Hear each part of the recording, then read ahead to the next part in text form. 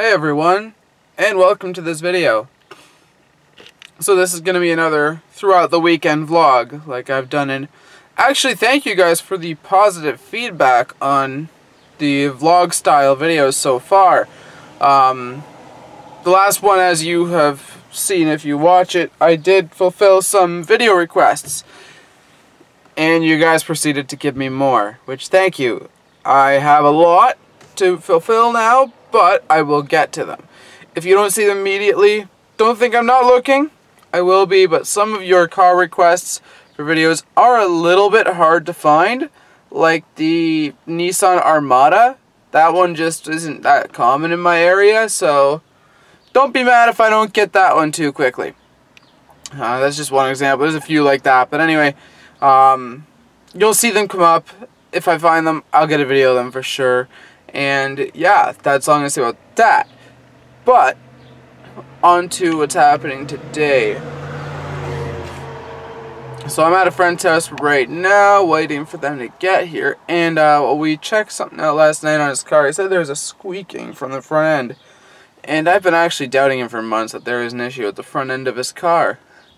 Turns out there was. Let me explain what happened, and I will show you if I can.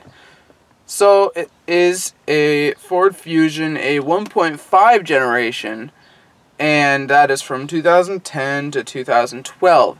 So I was doubting him because it had low mileage on it. It only had around 85,000 kilometers on it, or 52,000 miles roughly on it, when he was saying he's having front end issues. And he thinks it's a struts. So 15,000 kilometers later goes by, and the problem is now turning into a squeak. Now, when he said the squeak, I thought it would have been ball joint, because I had one of those cars, but older, of course, and I know of the issues with the ball joints and the lower control arms they have. So I thought it was something like that, but it turned out it wasn't. We jack up the car. We inspect it all, and sure enough, we look at the spring in the front driver's side. It's cracked. And it's separated. Now, then, I was going to stop there, but I looked at the other side, and sure enough, that one was cracked too. So, he's been riding around on cracked springs for... I don't know, but yeah, those cracked springs are about to be taken out, and we are putting actually Monroe quick struts in today, which is a full assembly of springs and shocks, the strut plate bushings and everything, all in one. It's actually really nice and easy to install these on most cars too. So, we're going to be tackling that today. I don't think I can show you a how-to exactly on it, but maybe I'll show you the results of what happened in the cracked springs. But a further investigation thing I did was I also measured his ride height, because the front is supposed to ride about 3/4 of an inch higher on this car, I think. Something like that.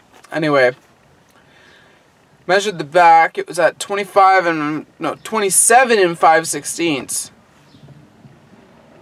And then the front on the passenger side was at 27 1/4. So right there, that one was a bit low. Not obscenely low, but it was lower. Then I go over to the passenger side, the driver's side, and it was at just over 26 5/8. So that one was pretty bad. And yeah, so that's what led to today. If I can show you guys some clips of the springs, and maybe I'll show you what bolts you have to take out on these particular cars. It's actually really simple with double wishbone front suspension. But yeah, if I can show you, I will. So I am going to go from this portion of the video now, and I will show you the car, the fixing we have to do, and the results of the cracked springs. Anyways, see you in a bit. Oh yeah, guys, and once again, thanks for the positive feedback, and well, thanks for keeping you're busy giving me all the requests. I actually do appreciate it, and I'm going to the junkyard tomorrow, actually, so I will fulfill those requests as best I can tomorrow. Yeah, I'll fulfill those requests. I can't put all of them in one video, but I'll probably put 2 or 3 in it. And it is the long weekend this weekend, so I might do 2 videos this weekend of this style. So, yeah. And, well, let's see what I get up to on this long weekend, too. But, yeah. Anyways, I will wait for my friend to get here, which I think I hear him now, and we will get to work replacing his springs and struts in the front, and then, well, hopefully it's fixed, and hopefully that's all it is, and he just needs an alignment afterwards. See you in a bit. Well, here's the driver's side, which was the worst side, and as you can see, it's self-lowered itself. How do you like your lowering kit? Pretty nice, it was free. Well, actually it cost $400 in the end, and 2 tires pretty much, but yeah, that's This one's not bad, it's just the one tire. Yeah, just that tire there got excessively worn out because the spring was broken. It was relying on the shock more, but yeah, that's that side. And this side over here pretty well is okay, but when you replace that side, you want to replace this side too. So we'll get these wheels popped off, and well, we'll show you the damages and what happened. Well, here's the old struts that came out of the Escape. Here's one of them. There's the crack right there. It's a right break off, and the ironic thing is, it says it's okay. This is far from okay. Sorry about the compressor noise in the background. He is still working on the car doing something else now, which I will show you in a second, but this one is a brake right there. So this one was the driver's side one that is actually partially blown. This one was the passenger one that was still holding up mostly fine, and probably could have used the strut still, but it wasn't worth it. But let's get you over to the car and I'll show you the new struts in. And actually the coils on this, I counted them, it's like 9 coil count on this one, and it's 10 on the other one. They do ride really well, but yeah, let's show you the new ones installed. Okay, so back at the car, and here is the new Monroe quick struts. But we did find another issue while we were in here, which I'll show you right now. There it is, right there. That tear. So we did pick up the new control arm right here. It is a Moog part with a 3-year warranty, so he should not have any issues with replacements if something ever does happen to go wrong with this again. And it's just a quick swap thing. But he will definitely need an alignment after we do this now. So we've got the ball joint bolt off, the control arm bolt right here off, but we just need that one, which means we have to get the underbelly bolts out. But yeah, let's get that new control arm installed, and we'll show you the finished results of it. It's actually, there's so many videos out of this, it's such an easy job to do. I'm not going to bother showing you everything, but yeah, this is what we're up to now. Well, as you guys can see, the car is back on the road again, and we are in a completely different scene. It is raining out, so we went into the car wash bay. But anyways, that control arm gave us some pretty good amount of hell to change it. First off, it started with, we got the frame bolt out, which is about here on the bottom side of the car.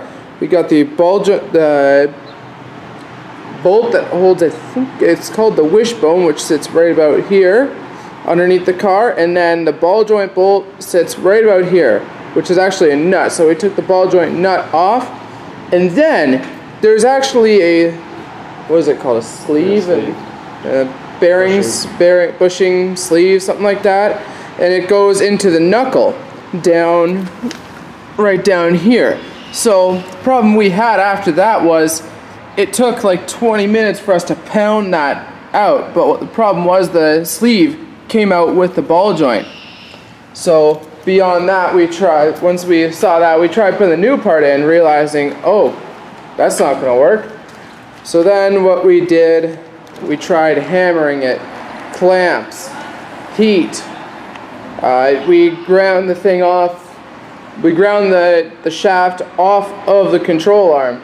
We dropped it on. We put it in a socket, put it under a tow truck that one of our friends has, and we dropped the thing down on it to try to use it as a press. Now, all those methods failed. Every single one of them.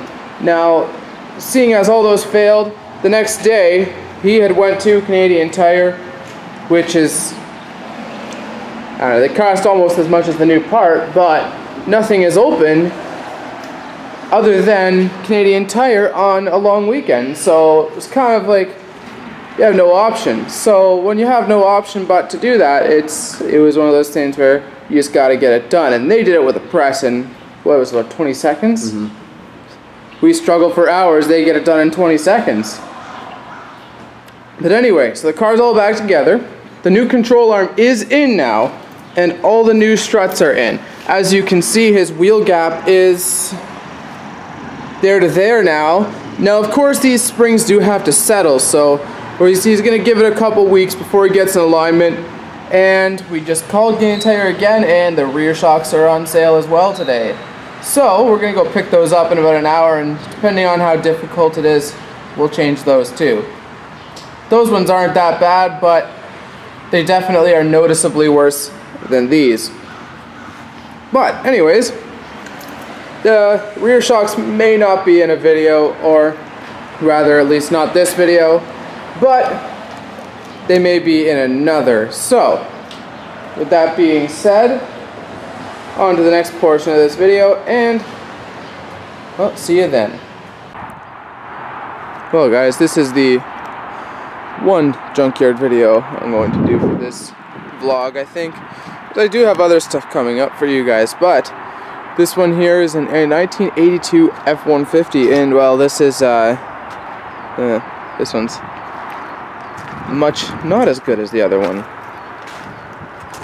Rotten, completely rotten, 100% rotten there. Scabby. Box is not salvageable at all, it looks like, unless you want to put a lot of work into it. The box corners are completely gone there. The camper cap is meh, it's okay. It's not in bad shape. This thing, the cap could be saved, but the top of the wheel wells there are rotten, and well, this is the tailgate. Oh my gosh. Is this one ever rusty? I'm guessing there's a piece of plywood on the floor in here because it's rotted on the floor. And then the rust gets worse. Look at this side. Well, the taillights are savable too on this one actually. But look at this. Fender flares won't cover up this rust. Look.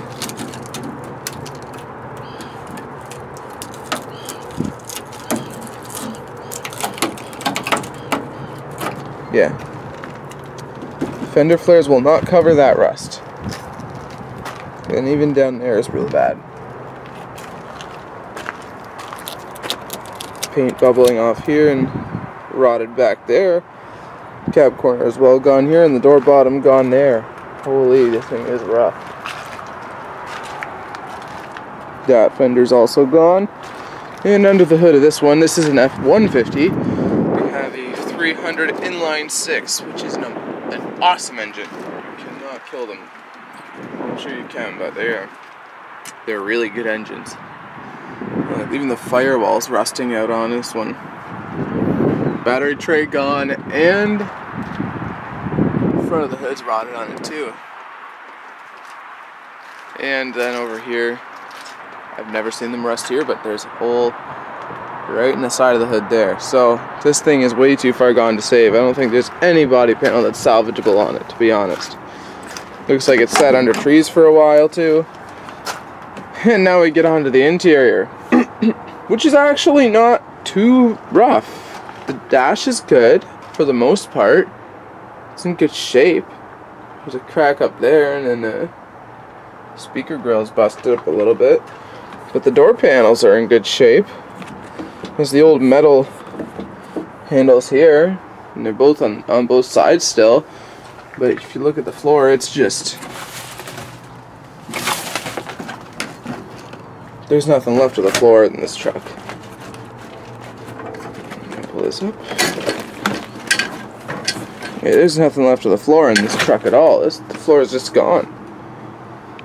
75,000 miles on the odometer, but I'm thinking that's more like 175,000. Or kilometers. That's at least 175,000 kilometers. Your original Ford radio, though. What a neat radio. That is neat. Headliner has seen better days. And yeah, this truck is just not in good shape whatsoever. Like, this cab is not salvageable whatsoever. I can see right through back here as well. And I can see the frame too. Oh my gosh, this is worse than it looks. Yeah. Was this one two-wheel drive? I think it was. But yeah, even the door doesn't like to close because it's so rusty. Frame, well, that's pretty crusty too, actually. I can't kneel down, but I'll try to get underneath for you. Yeah, what do you guys see?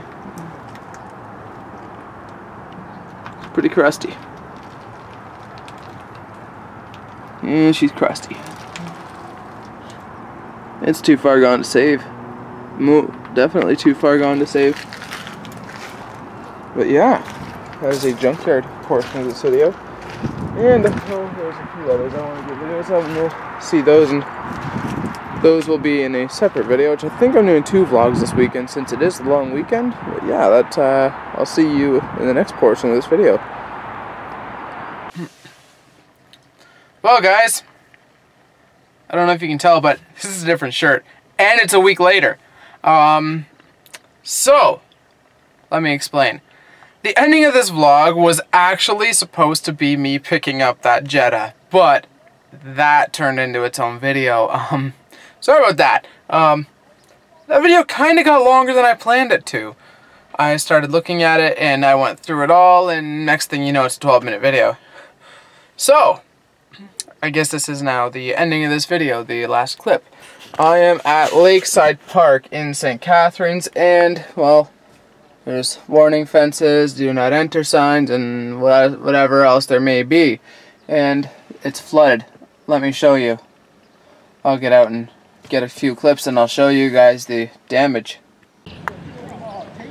At first glance, this is driving in. It actually was all the way out to here before, the water all the way in. So over 1/3 of the parking lot was submerged in water before.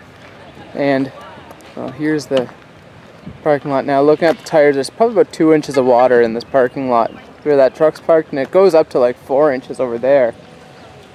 So yeah. And this is all supposed to be grass, but all the flooding. See all those benches?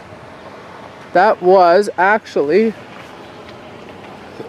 what is it, a pier, I think? Yeah, that was part of the pier, and now it's just gone.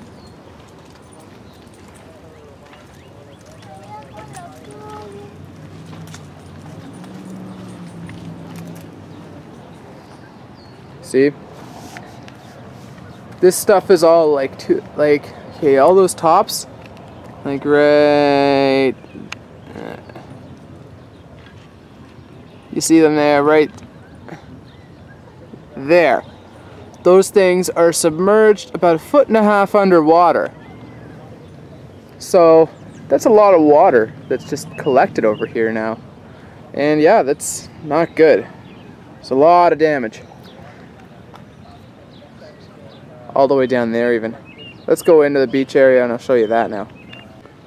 And this is another pathway, which if I was to guess, this is probably about 6 to 8 inches underwater on both sides. As you can see, they have raised the concrete significantly in the renovated areas that they're doing here, but yeah, just these pathways are all 6-8 inches underwater. It's nice enough that there's people working here gave us a path to walk across, though. You can see right there, it's deep. And we're entering onto the beach now, which you guys, a couple nights ago, this was completely submerged. There was no beach left at all. So the water has gone down a bit and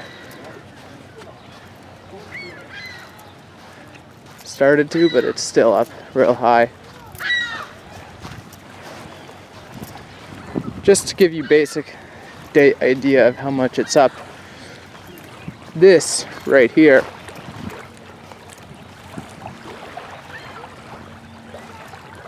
that crank is supposed to be at my chest level, and that is at my knee level right now. Well, if I was standing next to it, probably thigh level. But anyway, so that's 2.5–3 feet higher than it's supposed to be. And all the stones from the bottom of the water are now collected here. All the driftwood is pushed up to the top.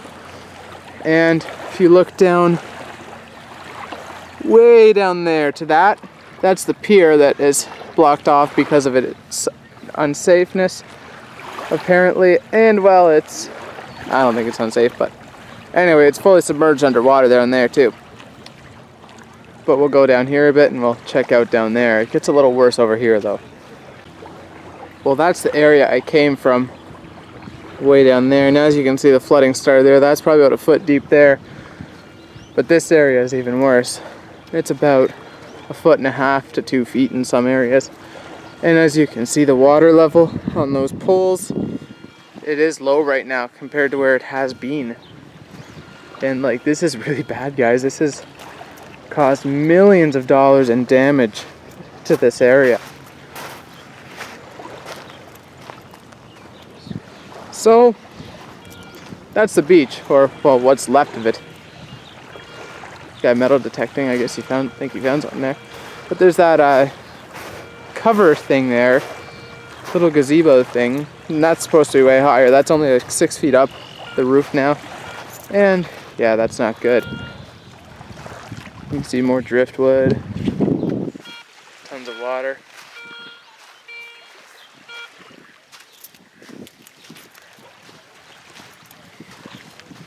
Change that waterfront trail to say underwater trail. May as well, because it's completely underwater. Yeah, just all along here, it's totally wrecked. There is one more area I'm going to show you, and then, well, we'll close out the video.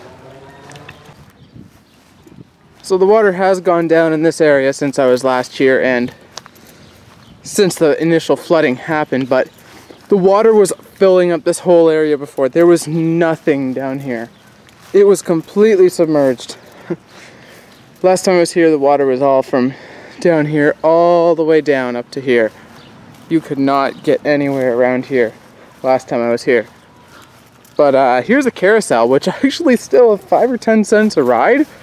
One of the beautiful things about this area is they kept it here, and well, it's pretty neat actually. It's still 5 cents a ride, sorry, yeah, 5 cents.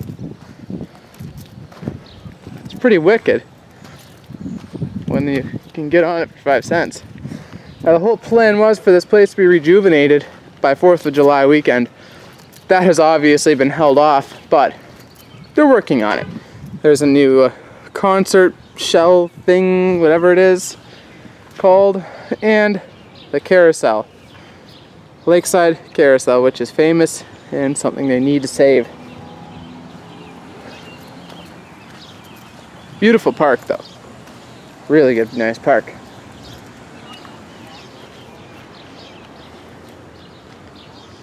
All the original heritage of St. Catharines, and what I'd love to see it stay as. But if it does, it does. If it doesn't, well, I guess they just lose me coming here. Anyways, guys, if it's your first time stopping in, please subscribe and like this video. Any suggestions of videos you'd like to see, majority automotive related, please drop in the comment down below what you think. Anyways, thanks for watching. Have a great day, everyone.